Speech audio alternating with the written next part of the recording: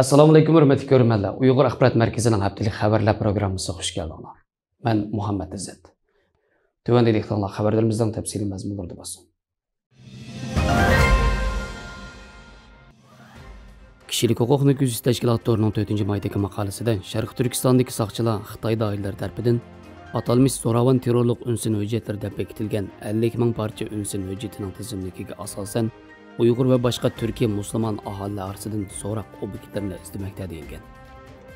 Kishilik huquqni ko'zish tashkilotining mazkur tizimligining meta sonliq ma'lumotlarini tahlil qilishdan bayon bo'lishicha, 2017 yildan 2018 yilgacha bo'lgan oraliqdagi 9 oyda soqchilar Sharq Turkistonning markaziy shahri Urumchidagi 3 million 500 ming aholiga tava bo'lgan 1 million 200 ming telefonni 11 million qatimga yaqin tekshirgan. Kishilik huquqni ko'zish tashkilotining muvaqqat Xitoy ishlar direktori Wang Songlian bu vaqtda mundaq degan: Xitoy hukumati Sharq Turkistonda ko'zish texnikasini qalaymiqan ishlatyotdi. Uyg'urlar faqat telefonda Qur'on oyatlarini saqlaganlik uchun soqchilar tomonidan so'roq qilinishi mumkin. Aloqador hukumatlar ushbu keng ko'lamli nazorat qilish va ijtimoiy kontrollik ishtirok qilgan texnik shirkatlarni aniqlab, ularni bu qilmishidan yondirish uchun tadbir qo'llanish kerak.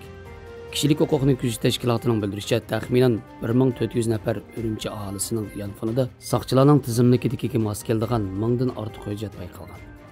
Bu arxivlarni tahlil qilishdan ma'lum bo'lishicha, ularning ko'pinchisi, ya'ni 57% ko'p uchraydigan islom diniy materiallar bo'lib, buning ichida Qur'oni Karimning qiroat hujjatlari bor ekan.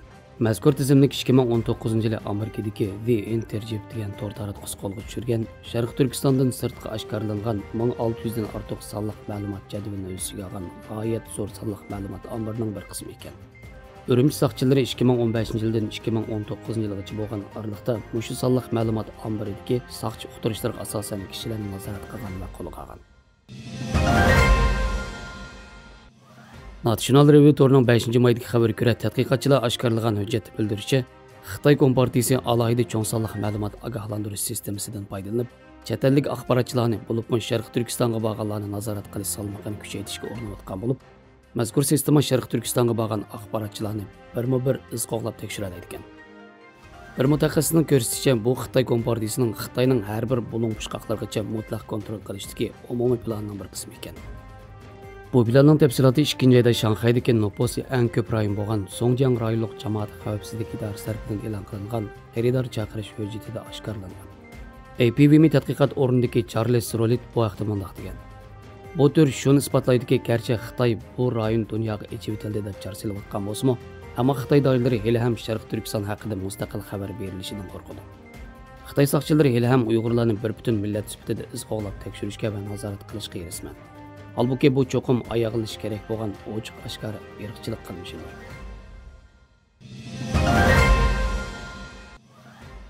Saltver torining 5-maydagi xabariga ko'ra, Angliya tashqi ishlar ministri James Cleverly shu kuni podshoh Charlesning tajkish murosimiga qatnashish uchun Londonga kelgan Xitoyning muavin davlat raisi Han Jing bilan ko'rishgan.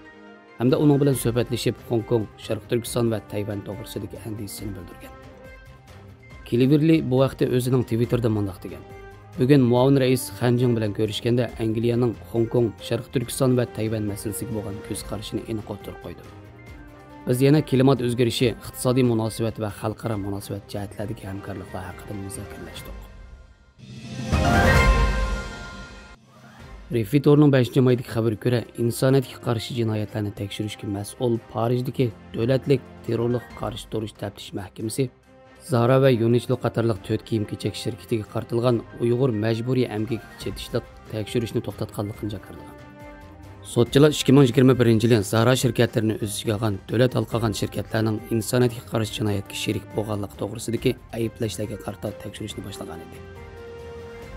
Bu delo Pak kiyim-kechak mujodalasi harakatining Fransiyadagi tarmoqi bo'lgan Sheriklikka qarshi turish tashkiloti Sherpa Yevropa Uyg'ur instituti va Sharq Turkistonda lagerda yotgan bir nafar Uyg'ur ayolning arzlarini asos qilgan.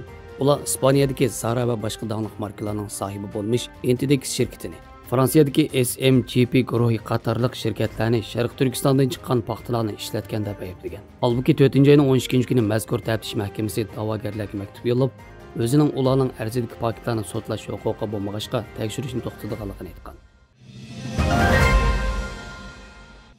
Pokistondagi Dunyo xabarlari torining 7-maydagi xabariga ko'ra, Pokistonning Beijing konsulxonasidagi savdo maslahatchisi G'ulom Qodirning bildirishicha, Sharq Turkistondan va Xitoyning Zhejiang, Shandong o'lkalaridan kelgan 15 nafar Xitoy xaridor 5-ayning 15 kuni Gilgit Baltiston rayoniga berib, Pokistondan gilos import qilish yo'llari ustida izlanmoqchi ekan.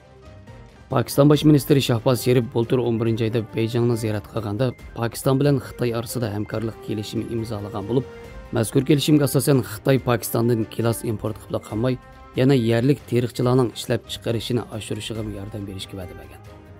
Hozir Xitoy import qilgan giloslarning ko'pinchisi Janubiy Amerika ellaridan kelgan bo'lib, bu giloslarning to'sh tannarxi va ketadigan vaqti Xitoy uchun bosh qiyinchilikqa aylangan.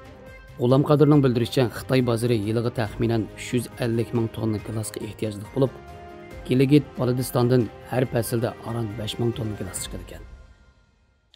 Xabarlarimizni ko'rganingizga rahmat. Ko'rishguncha omon bo'linglar. Xayr xo'sh, Allohga omonat.